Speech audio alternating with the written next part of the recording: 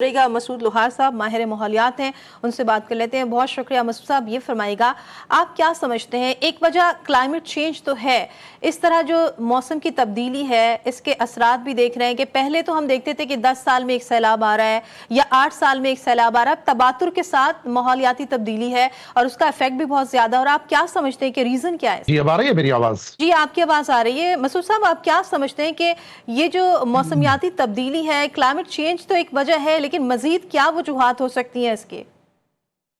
देखिए, पहली बात तो ये है कि हम ये कहते हैं कि जी हमारी कंट्रीब्यूशन जो है एमिशन में नहीं है और हमने क्लाइमेट चेंज में हमारा कोई रोल नहीं है। ये बिल्कुल गलत बात है। हमने फिजिकली पूरे पाकिस्तान को चोक कर दिया है। जब अताबाद झील बनी थी 2010 में, जो हुंजा रिवर पे जो ये इवेंट हुआ था, जी। तो ये हमारे लिए एक अलार्म होना चाहिए था कि भाई ज्योग्राफी चेंज हो रही है और हमें कुछ करना चाहिए। ऑन द कॉन्ट्ररी हमने ये किया कि वहां पे फार्म हाउसेज, होटल्स और ये बना के हमने उसको अताबाद की कैटास्ट्रॉफी को भी समझा नहीं। अब मैं आपको ये बताऊं कि दो अप्रोचेस हैं to to approach and address these kind of things. एक तो ये है कि जैसे इवेंट हो गया, क्लाउड बस्ट हो गया, लोग मर गए, अब आप कंपेंसेशन देंगे, आप ये करेंगे वो करेंगे।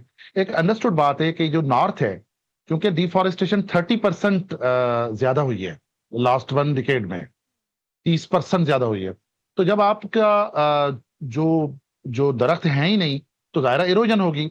और वो भी इस इवेंट में कि जब आपके पास क्लाउड बर्स्ट हो और छोटी सी वैलीज हैं जो ऑलरेडी चोक्ड हैं, जहाँ पे हाउसिंग कॉलोनीज और जो है फार्म हाउसेज और इस तरह की चीजें हैं। आप सिर्फ कालाम को देख लें, कालाम में जिस तरह जो ग्रोथ हुई है हाउसिंग की, ये तो अनसस्टेनेबल है। अब आ जाएं इस बात पे कि हमें आखिर करना क्या चाहिए।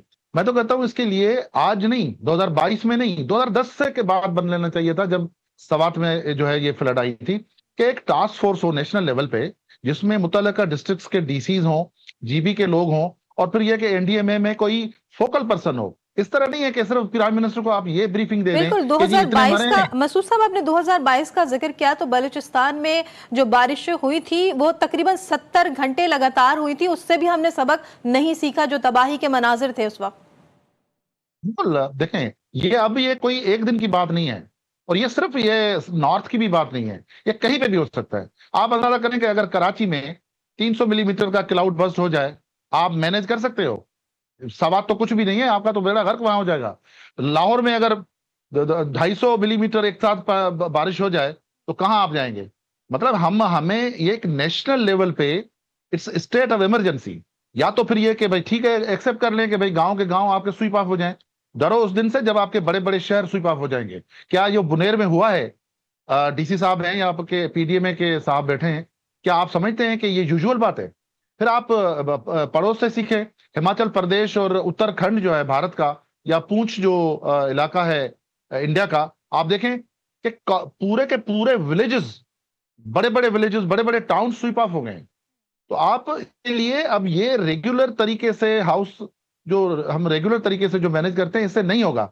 अब आपने पहली बात तो ये कि प्रोविंशियल लेवल पे केपी में भी और जीबी में भी वल्नरेबिलिटी असेसमेंट तो हो विलेजेस की, कि भाई ये जो अगर यहाँ क्लाउड बर्स्ट होगा तो ये जो विलेजेस हैं इनकी ये वल्नरेबिलिटी है। अगर आपके पास इस तरह का कोई डेटा है नहीं, तो फिर एनडीएमए को अगर एज ए क्लर्क काम करना है, एज ए डीसी काम करना है, तो यार दिस इज, मैं बताऊं कि ये this is playing with the lives of millions of people. End of the day मैं आप जो शहरी हैं, हम इन्हीं इदारों के मरहून मिन्नत है ना, कि अगर कहीं पे भी कोई ऐसा इवेंट हो जाए जो हो रहा है, मतलब आप बिल्कुल चकवाल को मसूद साहब।